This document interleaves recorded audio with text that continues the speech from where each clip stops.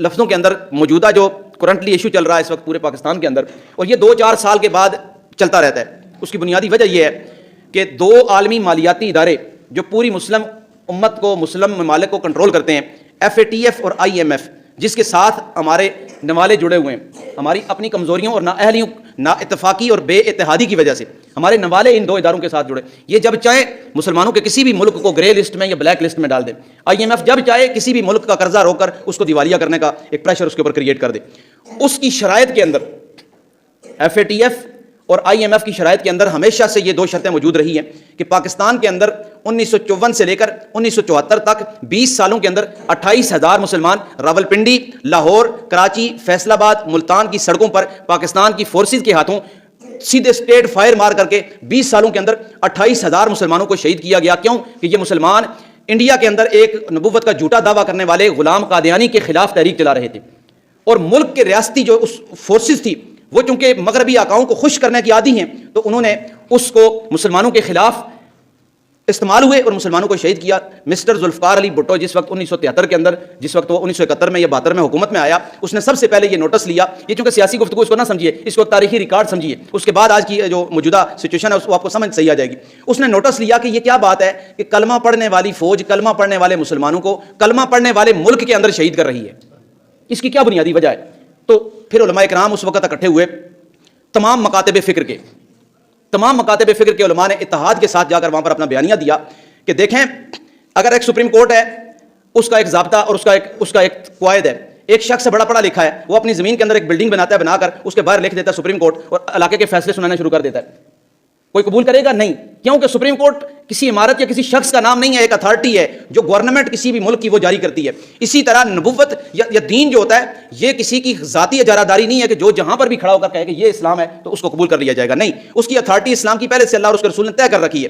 تو علماء نے، تمام کے تمام مکاتب فکر کے علماء نے متفقہ طور پر کہا کہ یہ قادیانی، یہ غیر مسلم ہیں، یہ کافر ہیں، لیکن یہ ہمارے اسلامی شعائر کو استعمال کرتے ہیں، یہ اپنے آپ کو مسلمان کہتے ہیں، ہمارے قرآن حکیم کا غلط سلط ترجمہ تفسیر کر کے تو لوگوں کو گمراہ کرتے ہیں، اور اپنی عبادت گاہوں کو مسجد کہتے ہیں۔ اس وجہ سے قانونی طور پر، اسلامی طور پر تو متفقہ طور پر الازہر یونیورسٹی کا 3200 صفحات پر مشتمل فتویٰ کفر قادیانیت پر آ چکا تھا، لیکن قانونی طور پر ریاست کے اندر قادیانیوں کو کافر قرار نہیں دیا گیا تھا۔ تو پھر بڑے جتن کر کے، بڑی قربانیاں کر کے، کئی گھنٹے، 16 گھنٹے کی نشستیں قومی اسمبلی کے اندر جو سوال و جواب کی ہوئی، اس وقت قادیانیوں کا ایک مرزا طاہر ممبر تھا قومی اسمبلی کا، اس کے ساتھ مولانا شاہ احمد نورانی اور مفتی محمود صاحب نے 16 گھنٹے اس کے کفر کا بتلان کیا۔ تب جا کر جس وقت ممبران قومی اسمبلی نے سنا ان کے باطل عقائد کو تو وہ لرز اٹھے، دین سے دوری کی وجہ سے ان کو پتہ ہی نہیں تھا کہ کون کون سے فتنے ہیں اسلام کے خلاف، تو بالآخر اس کو جو ہے وہ ختم کر دیا گیا ان کی حیثیت کو۔ تو پاکستان کے اندر جو قانون تھا، اس قانون کے اندر 295A کے اندر اور 295B آرٹیکلز جو ہیں آپ سرچ کر کے یا کسی بھی ذریعے سے آپ اس کو چیک کر سکتے ہیں، مسلمانوں کو کم از کم قانون کے اندر جو اسلامی دفعات ہیں ان کا پتہ ہونا چاہیے۔ اس کے اندر باقاعدہ طور پر مینشن کیا گیا کہ یہ نان مسلم ہے، یہ نان مسلم ہے، یہ مسلمان نہیں ہے۔ اس کے بعد اگلا مرحلہ یہ تھا کہ اگر یہ مسلمان نہیں ہے تو پھر یہ کون ہے؟ ہندو ہیں، سکھ ہیں، پرشین ہیں، مراٹھے ہیں، انگریز ہیں، عیسائی ہیں، یہودی ہیں، کیا بلا ہے؟ پھر ان کو اس چیز کی دعوت دی گئی کہ آپ بتاؤ کہ آپ اپنے لیے کون سا مذہب پسند کرو گے؟ کیوں کہ اسلام کی تعلیمات تو آپ کو قبول نہیں کرتی، پاکستان کے قانون آپ کو قبول نہیں کرتا۔ تو انہوں نے اس وقت سے لے کر آج تک اپنے آپ کو کسی دوسرے مذہب کے ساتھ منسلک نہیں کیا، بلکہ اپنے آپ کو مسلمان ہی کہتے ہیں۔ اس بنیاد پر پھر 1993 کے اندر باقاعدہ طور پر 5 ججز پر مشتمل ایک بینچ کا فیصلہ موجود ہے، جس کے اندر ججز نے باقاعدہ اس کے اندر ریمارکس دیے ہیں کہ قادیانی کافر ہیں، نان مسلم ہیں، لیکن ان کا مذہب قانون کے اندر ڈکلیئر نہیں ہے، اور جس کمیونٹی کا، جس پارٹی کا کوئی مذہب ڈکلیئر نہیں ہوتا اس کو اس ملک کے جتنے بھی جو اس کی حفاظتیں ہوتی ہیں یا سہولتیں ہوتی ہیں وہ اسے میسر نہیں ہوتی۔ ہندو بھی غیر مسلم ہے، اس کو مذہب کی عبادت کرنے کی آزادی ہے، مندر بنا سکتا ہے، وہ اس ملک کے اندر اپنی عبادت کر سکتا ہے، عیسائی کر سکتا ہے، کرسچن کر سکتا ہے، سکھ کر سکتا ہے، قادیانی نہیں کر سکتا۔ اس کی بنیادی وجہ یہ ہے کہ اس نے اپنا کوئی مذہب رجسٹرڈ نہیں کروایا ہوا قانون کے اندر،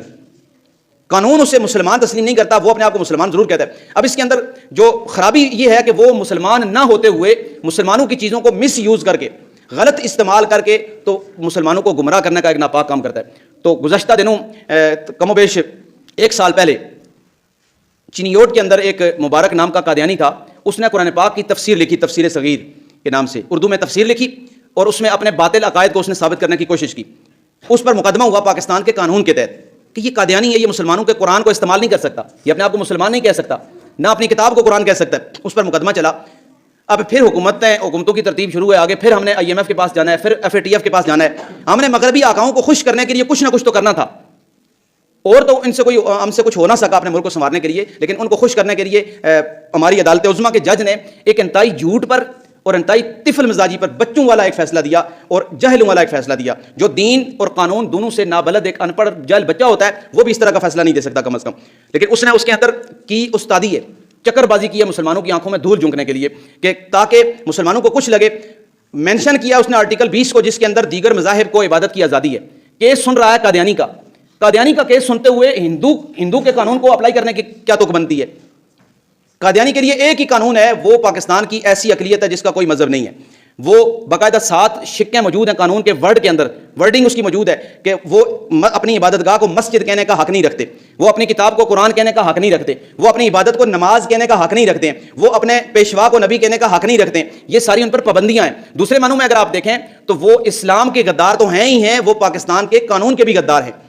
تو اس صورت میں ہمیں ہمارے نوجوانوں کو دنیا جان کی بے فضول قسم کی معلومات ہم انٹرنیٹ پہ دیکھتے رہتے ہیں, یوٹیوب پہ اور آگے پیچھے سرچ کر کے جناب الٹی پلٹی چھلانگیں اور کیا سے کیا سٹنٹ جسے کہتے ہیں. تو ہر شخص کم از کم اس حد تک رسائی کرے کہ اسے پاکستان کے قانون کے اندر جو 9 دفعات اسلامی ہیں ان کی مکمل شناسائی ہونی چاہیے. تحفظ ناموس رسالت کے قانون کی شناسائی ہونی چاہیے مکمل, اس کی جو ذیلی شقیں ہیں وہ بھی اس کے پاس ہونی چاہیے. اس کو پتہ ہونا چاہیے اس کے اندر کیا کیا چیزیں شامل ہیں, اس کی سزا کیا ہے, اس کے اندر کیا کیا قانونی آپشن موجود ہیں. تحفظ قرآن, تحفظ مذہب اور امتناع قادیانیت آرڈیننس جس کے تحت قادیانیوں کو کافر قرار دیا گیا. یہ امتناع قادیانیت آرڈیننس کے اندر قادیانیت کی تمام تفصیل موجود ہے. تو دوسرا, نبی پاک صلی اللہ تعالی وسلم کی ختم نبوت کے حوالے سے مکمل طور پر معلومات بھی ہونی چاہیے. بندے کو قرآن و حدیث سے دلائل بھی ہمارے پاس ہونے چاہیے, اور ہر طرح کے فتنے سے کم از کم علمی اور اخلاقی لیول پر مقابلہ کرنے کی مسلمانوں کے اندر صلاحیت بھی ہونی چاہیے. اللہ رب العزت سے دعا ہے کہ اللہ تعالیٰ ہماری خطاؤں کو معاف فرمائے, ہمیں عمل کی توفیق عطا فرمائے. وما توفیق الا باللہ العلی العظیم.